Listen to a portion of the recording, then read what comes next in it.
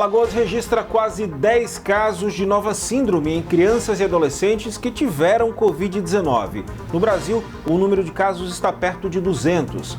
A negociação pode ser uma boa maneira de acabar com o endividamento, um problema que afeta cerca de 219 mil maceioenses. Especialistas afirmam que o aumento no preço dos alimentos não significa ainda uma disparada da inflação. E o número de motoristas com atividade remunerada na CNH cresceu em Alagoas. O Bora Nordeste está começando.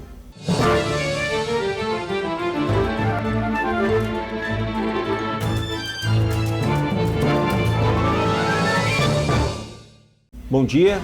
Quase 200 crianças e adolescentes no Brasil que tiveram Covid-19 estão desenvolvendo a Síndrome Inflamatória Multissistêmica Pediátrica. Aqui no estado já foram registrados cerca de 10 casos. Esse é mais um problema que surgiu, não é necessariamente Covid-19 em, digamos assim, uma variação do vírus, mas é uma consequência direta da doença nas crianças. O Brasil já ultrapassou a marca de 100 casos e aqui em Alagoas foram registrados alguns já episódios da chamada Síndrome Inflamatória Multissistêmica Pediátrica.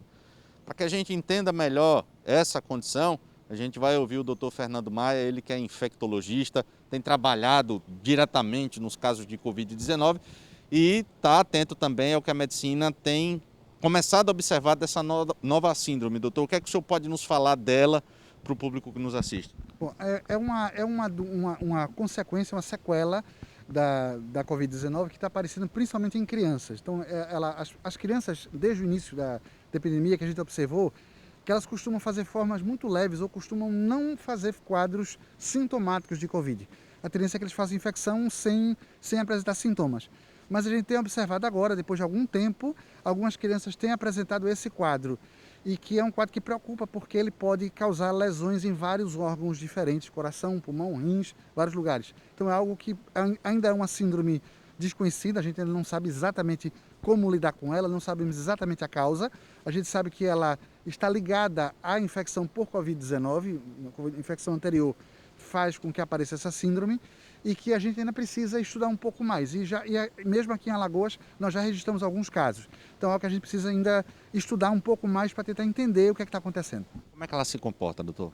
Ela se comporta assim, a criança volta a ter febre, começa a ter dores em várias partes do corpo, pode ter dor de cabeça, pode ter alteração em vários exames laboratoriais. É um quadro que é uma inflamação sistêmica, é uma inflamação em vários órgãos ao mesmo tempo e que causa esse quadro que às vezes pode inclusive fazer uma queda importante do estado geral da criança. Bom, a gente sabe que diante de uma situação dessa, diante de uma novidade, muitos pais, muitas mães que nos assistem podem pensar de maneira preocupada.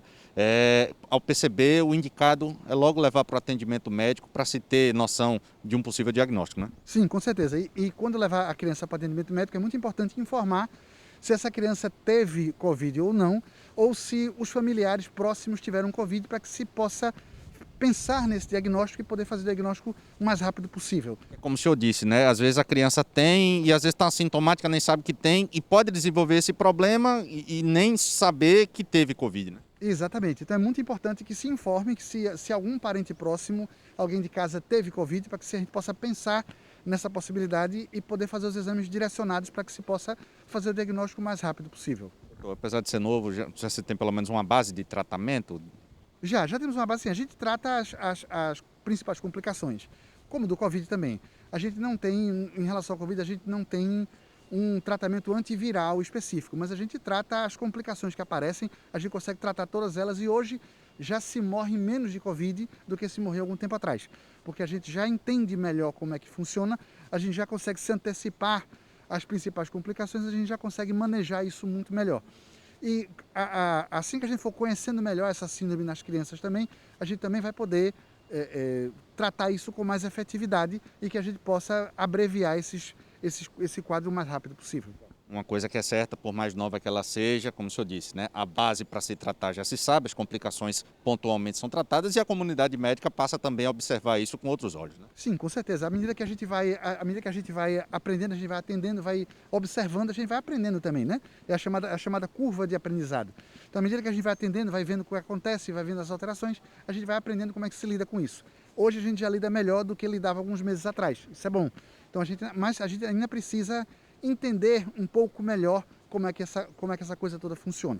Perfeito, doutor. Muito obrigado pelos esclarecimentos. Doutor Fernando Maia, infectologista, que explicou para a gente como é que se comporta a síndrome inflamatória multissistêmica pediátrica, que teve os primeiros casos no Brasil, consequentemente aqui em Alagoas, mas felizmente os prognósticos têm sido positivos nos casos que foram registrados por aqui.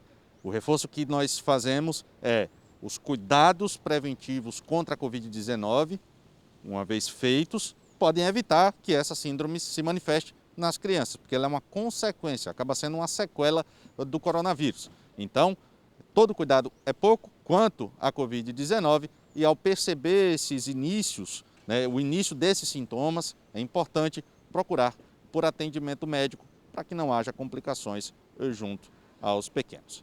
Para a Band Nordeste, reportagem Henrique Pereira. No próximo bloco, você vai ver que a negociação pode ser uma boa forma de acabar com o endividamento, um problema que afeta cerca de 219 mil maceioenses. Até já.